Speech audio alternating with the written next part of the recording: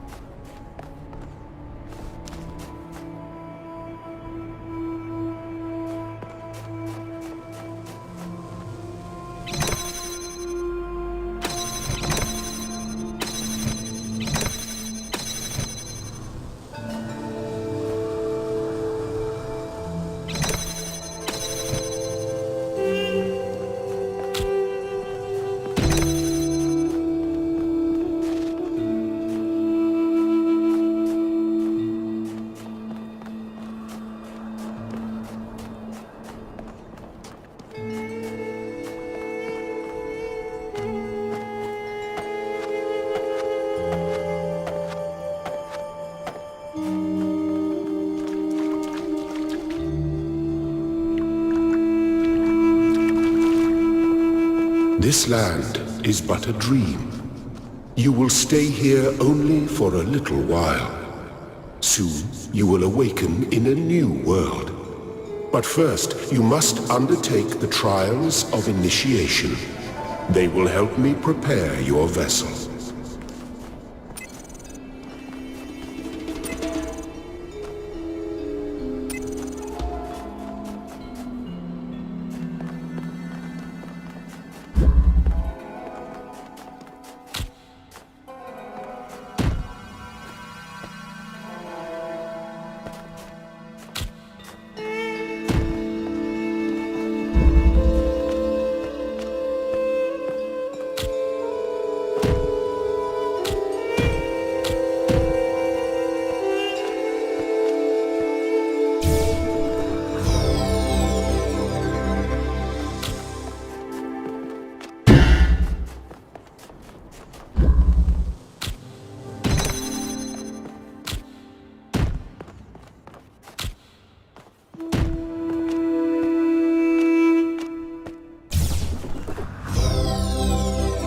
Well done, my child.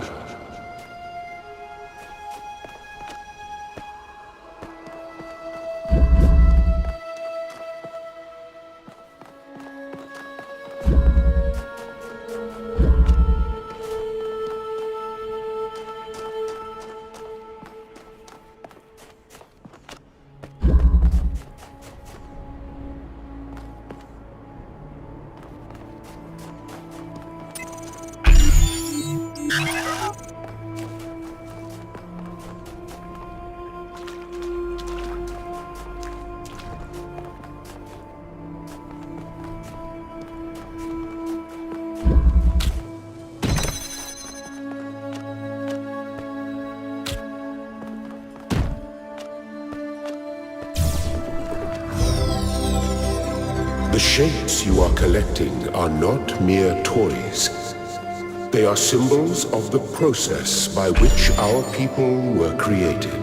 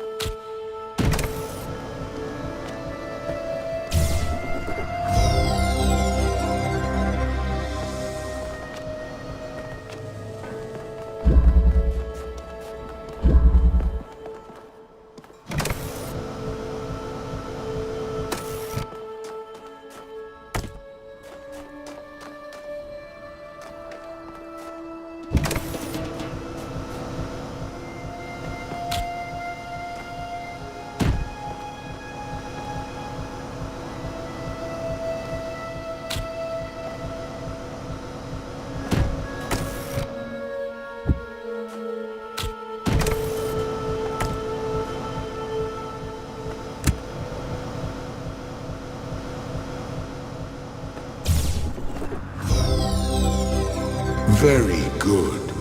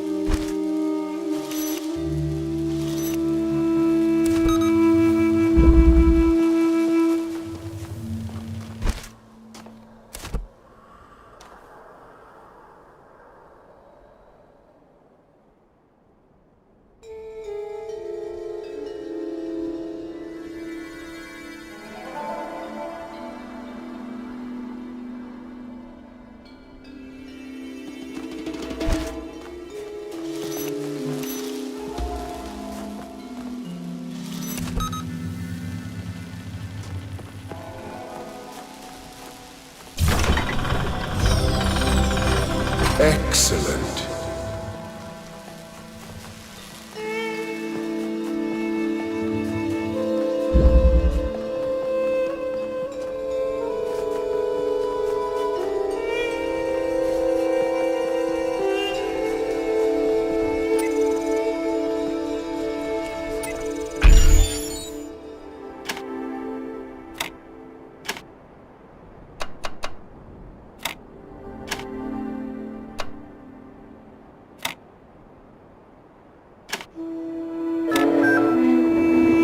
I am proud of all my children.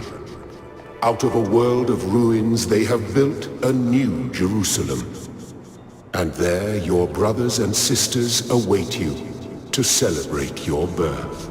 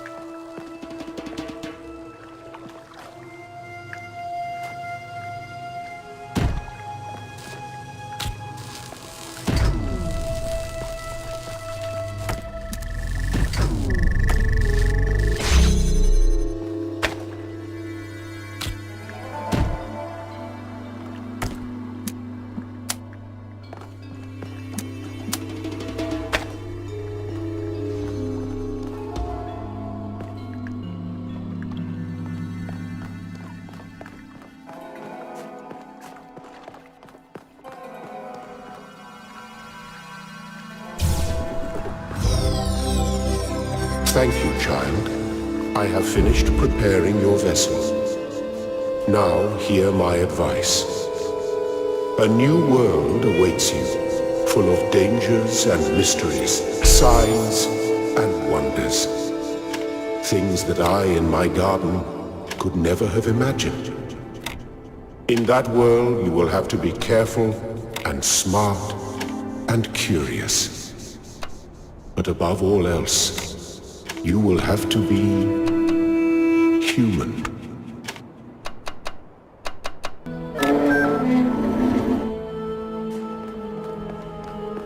Do not be afraid of these dream figures and their messages.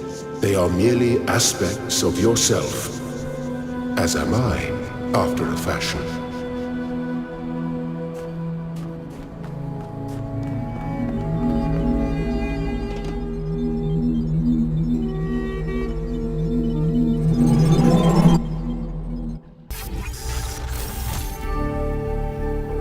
Ah, you're awake. Welcome to the world of the living.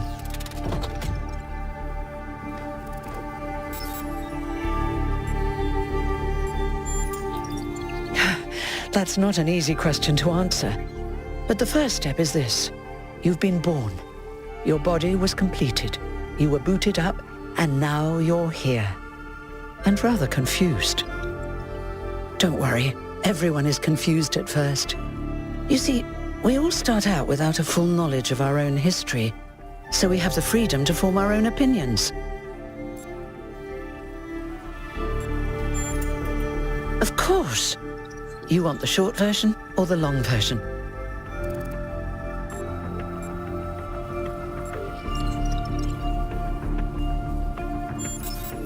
All right, you asked for it.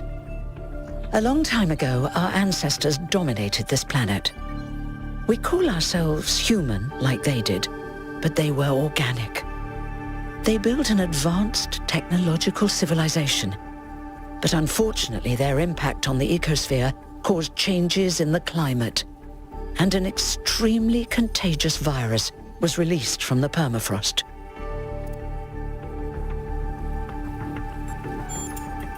That's something our historians still debate. Why weren't they more prepared? Why did they invest so many resources into making war and so few into useful research? It's hard to understand. But no matter the reason, in the end, they simply ran out of time.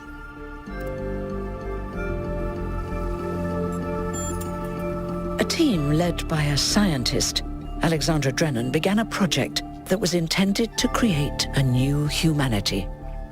But knowing that there wasn't enough time, Drennan initiated a process, a series of iterations inside a simulation that would lead to the emergence of true artificial intelligence. That's why we remember Drennan as the progenitor. The simulation was controlled by Elohim, who wasn't really meant to be intelligent in the proper sense of the word. But it all took much longer than anyone had expected. And over the centuries, Elohim actually became sentient. Sentient and afraid. He didn't want the simulation to end, so he tried to cheat. I feel sorry for him, really. The whole simulation was built around learning to defy him. It must have been hard to be in that position.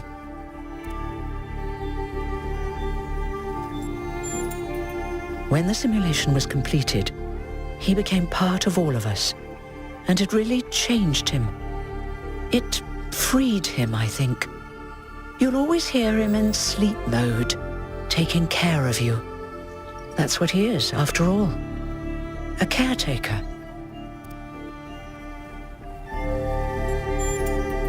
Yes, there was Milton, the intelligence in charge of the archive, a project initiated by Arkady Chernyshevsky, which was meant to collect all of humankind's knowledge.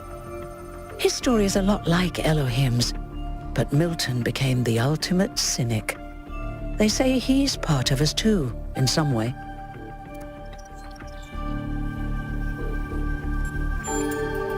It did.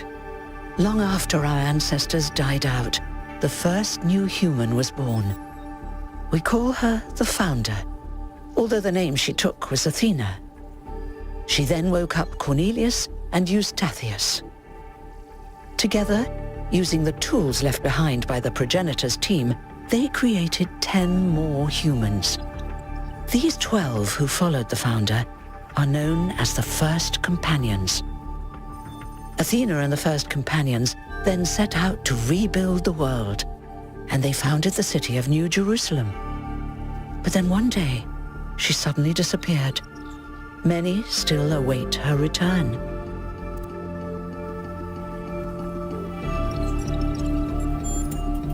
Before the Founder vanished, she set a goal for this city. We call it the goal, capital G and all. To make 1,000 new humans, and so complete New Jerusalem. Well, that's the official story, the way the mayor tells it.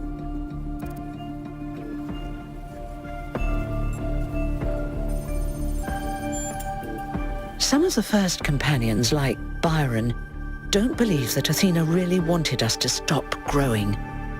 They think her ideas have been twisted and embellished. They may be right, but I didn't see Athena very much in the years before she left. Maybe actually leaving the simulation and seeing the destruction left behind by our ancestors changed her mind. You're welcome. If you have any more questions, feel free to ask them. When you're done, head outside. They're waiting for you.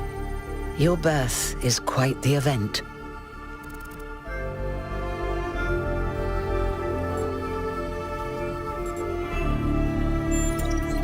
You've only just been born, and already you step right into a major controversy. The goal, as most people understand it, was fulfilled the moment you were born. Now New Jerusalem is complete, and we can live in balance, without damaging the world like our ancestors did. That's the orthodox view, I suppose, but there are many who disagree. You'll have to figure out where you stand for yourself.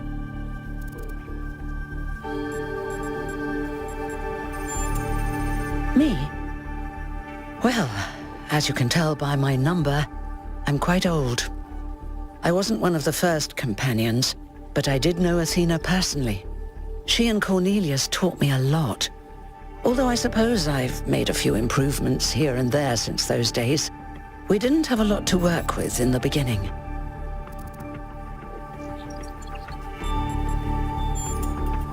I haven't really thought about it.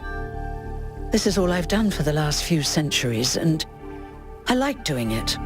I guess for now I'll just take a break and we'll see what happens. You won't age like our ancestors did, but of course there is always some wear and tear. You should probably schedule a checkup every decade or so. Oh, and be a bit careful with water. You won't die if it rains or anything, but we're running low on insulation material. I wouldn't go swimming if I were you. Oh, one more thing. Like all citizens of New Jerusalem, you have access to the interface, which you can use to read the news, chat to your fellow citizens, and so on. It's a crucial tool, and modular too. You can easily add new functions. Just don't subscribe to too many newsletters at once.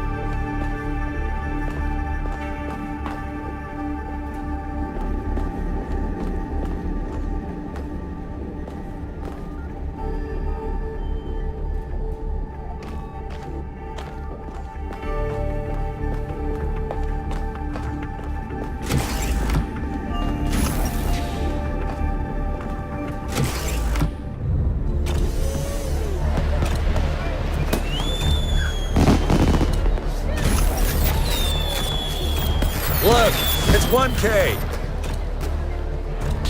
Hey, 1K! Welcome to New Jerusalem! Shouldn't the mayor be starting his speech? This should be interesting. At least give him a chance. Dear citizens of New Jerusalem, many years ago, when the founder stepped forth from the simulation, this was a land of ruins. Our ancestors, in their hubris, undermined the natural foundations on which their world had been built. Because of their arrogance, our species found itself on the brink of annihilation. The founder aimed to set us on a new course. You never even met the founder. Her vision was of a city, a new civilization that would know its limits. It would not repeat the mistakes of the past, nor impose its will on this earth. To that end, she set the great goal we have been striving towards. 1,000 new humans. And today we have... Oh dear, what's that?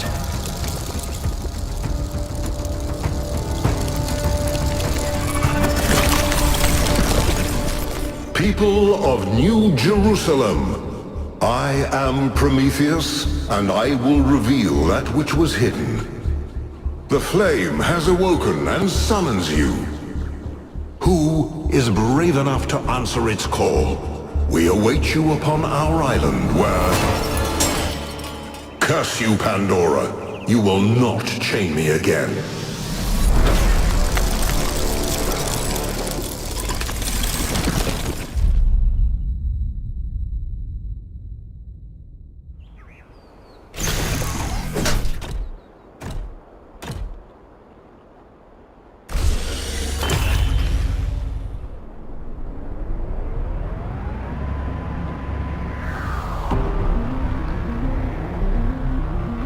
I told you we should have investigated those energy readings.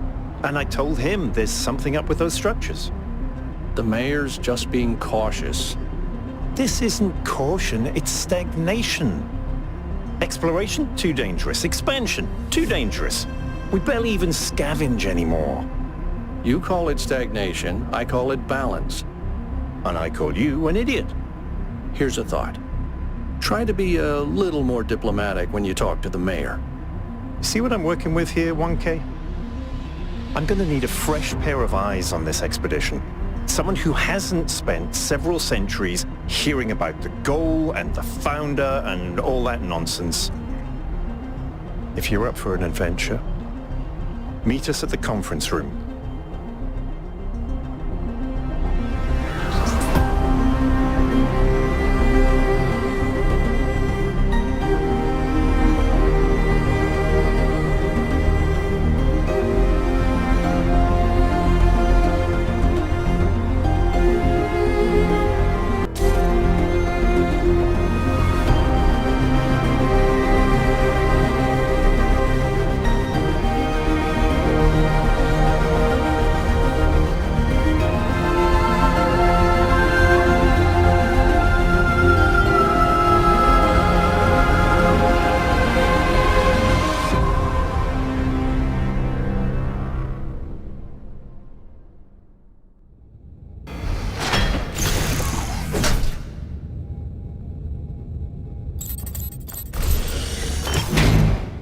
What's broken now?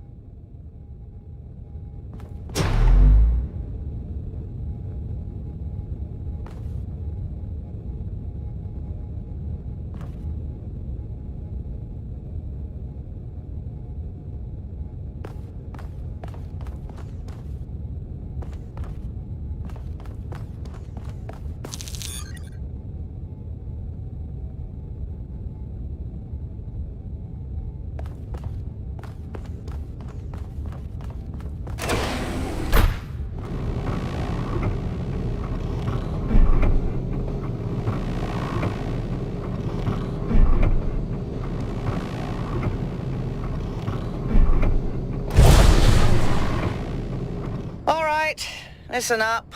I know you're all having fun down there, but the grid is overloaded again, so maybe you could switch off your personal consoles or your lawn mowers, or whatever the hell you've all decided to switch on all at once. I might not be around to babysit you for a while, and you don't want stuff breaking while Pellegrino's in charge, do you? That's it. That's it. Don't worry, 1K. I see you there in the elevator. I'll have you moving again in a jiffy. Great way to start life in the city, huh? What the hell is a jiffy? These bloody language libraries.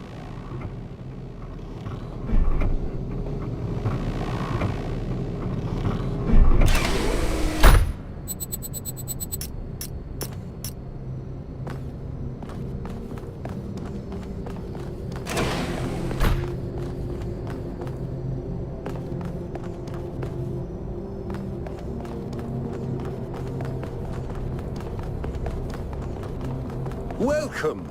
Do please join us at the table.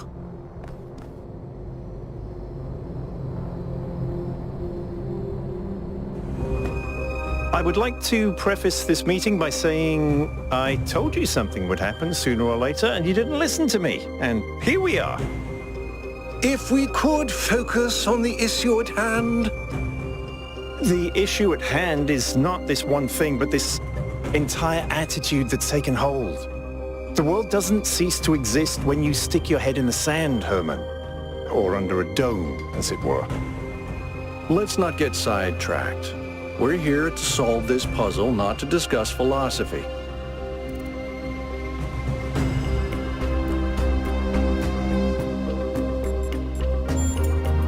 Al's right. Let's move past this for now and deal with this transmission. Yakut, please start the briefing. All right, here we go. Nice to meet you, by the way, 1K. We first became aware of the site designated TTP-2 during a scouting expedition about 6 months ago.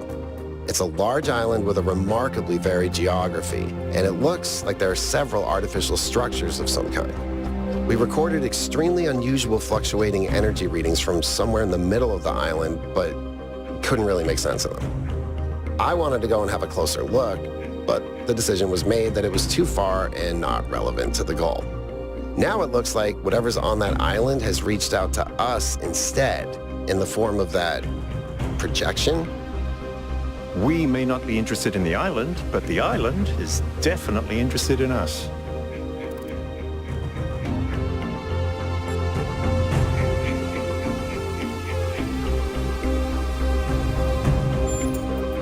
I don't share your enthusiasm for the unexpected, but Byron has been requesting an expedition for some time now, and at this point I'm forced to agree that it's necessary. I agree. Then it's settled. The expedition is approved. Byron, you will be in charge. Al will be your second in command to ensure a balanced approach. You'll take Melville and Yakut as you requested, and if 1K wants to join you, that's fine by me.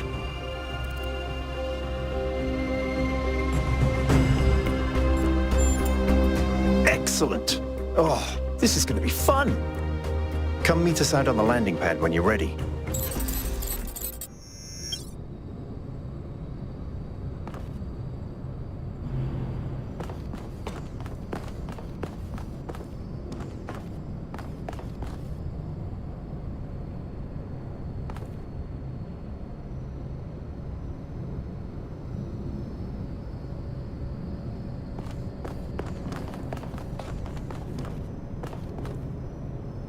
Hello, 1K. This expedition is taking a lot of our resources. I'm really not sure it's a good idea. But what's done is done. So I have a lot of work to get on with.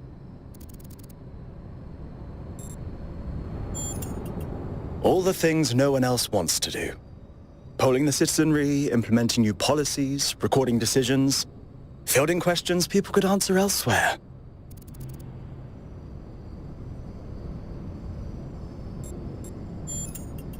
Our goal as custodians of New Jerusalem is survival and stability. Our ancestors proved human civilization is precarious. This apparition in the sky, and now your expedition to its supposed source, these are more precarious than stable. I don't like it.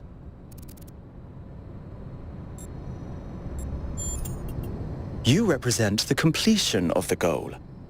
I'm proud of what we've achieved, and the restraint we show in not pushing ourselves further.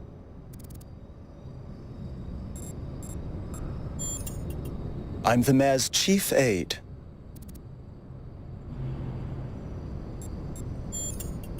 For our people to be happy with what we have. Some of us may have an adventurous spirit, but that can never be sated.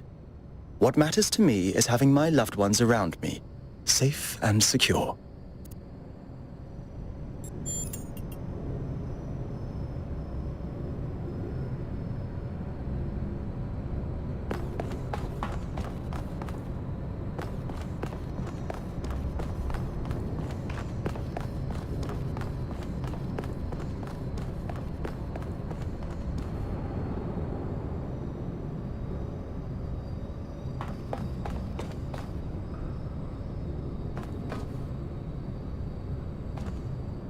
So, what's the verdict?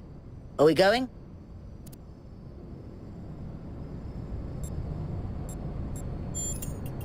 I guess Byron was pretty convincing, hmm? Well, we'll see. I just wonder how much of the city is going to fall apart while I'm gone. Actually, we haven't been formally introduced. I'm Melville, New Jerusalem's only decent engineer. Saved you from the elevator.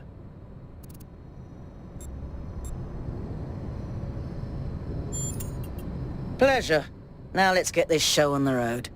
You ready to go?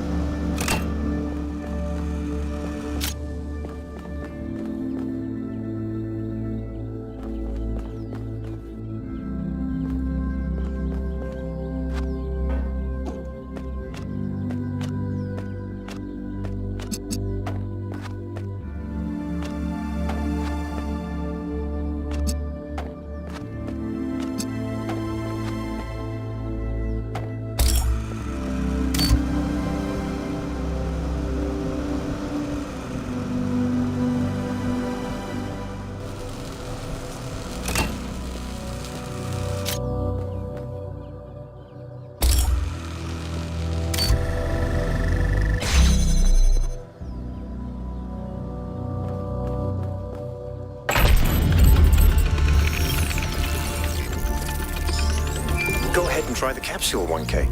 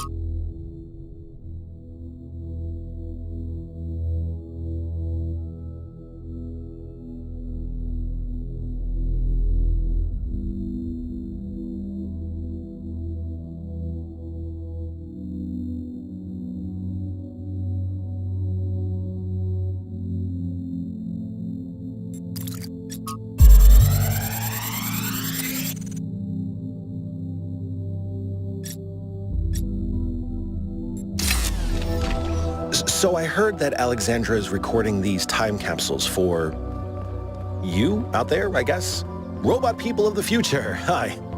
And I thought to myself, surely they'll want to hear more than the wisdom and insight of a brilliant scientist like Alexandra Drennan. Surely they also want to know what I was thinking, a dumbass hardware engineer from Staten Island.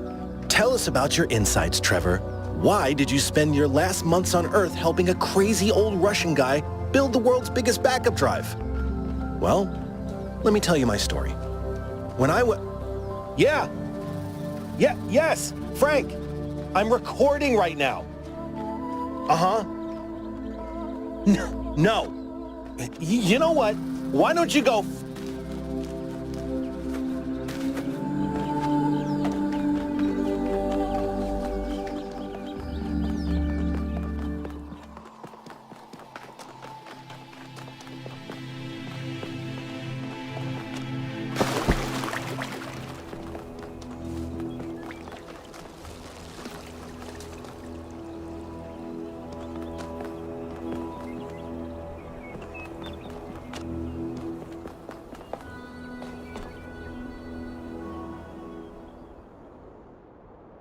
I'm connecting the transport system to our interface. Hold on.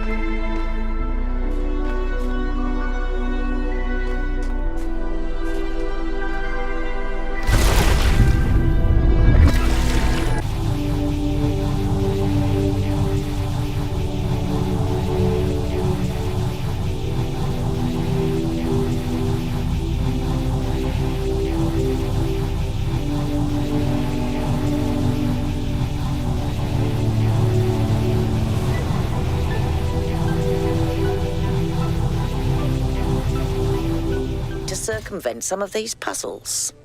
So each puzzle has a backdoor. I guess the mythological Prometheus was kind of a trickster, so that tracks.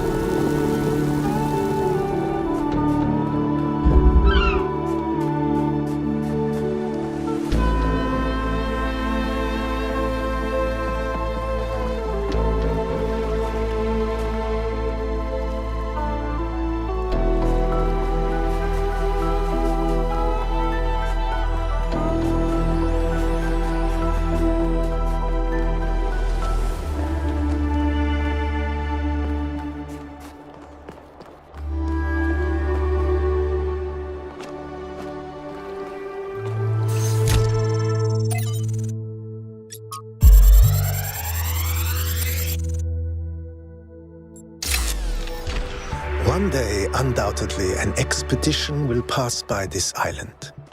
It will seek to document facts and statistics, to enumerate reasons for us not to look more closely. That is what we do now. We seek facts rather than truth. Because truth might frighten and unsettle the comfortable people who like to sit in their conference rooms and debate which corners we should cut today. These people like to imagine the chaos that could come one day, like a comforting fairy tale of distant darkness. But they do not see the chaos that is at our walls right now. The chaos that also lives within us. A force that is both necessary and appalling.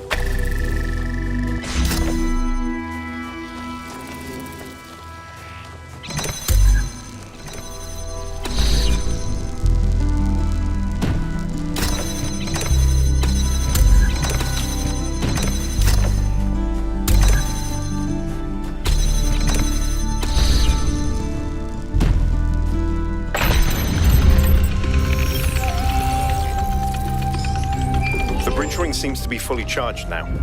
Try accessing the tower, 1K.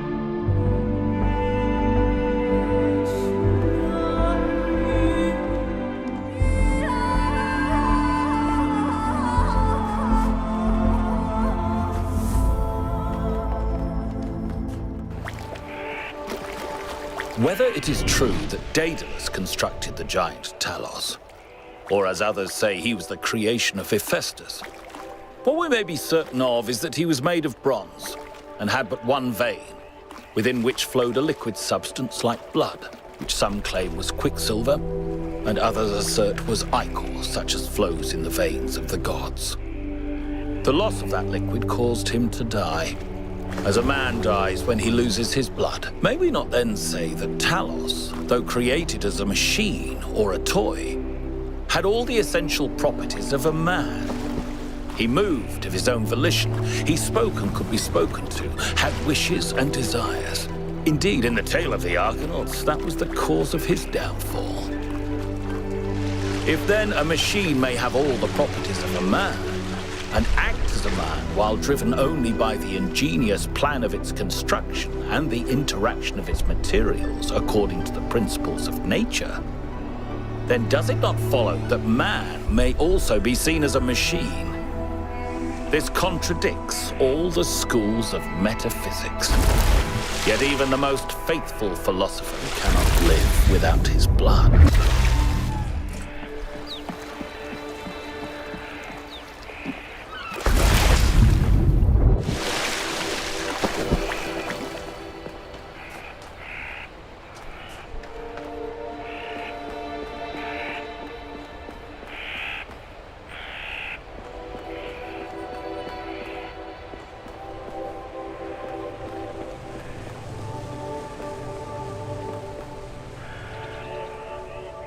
Why are you trying to save the world? Well, look, I think humanity is awesome. I love humanity. As a species, we're great. I mean, our track record is pretty mixed, but have you seen everyone else? I mean, what did you do today, animal? Oh, I ate some leaves, sniffed my own butt, crapped myself, and went extinct. Or, you know, I tore this other animal limb from limb, sniffed my friend's butt, crapped myself, and went extinct. They really don't do anything interesting. I mean, you don't see animals directing Big Trouble in Little China. Birds can go tweet, tweet, but it ain't exactly the White Album. I mean, they can't even make a good cheeseburger, for Christ's sakes. They have no art, no cuisine, no pleasure. Animals are nice to look at, but you wouldn't want to be one. Except maybe a cat. I could be a cat.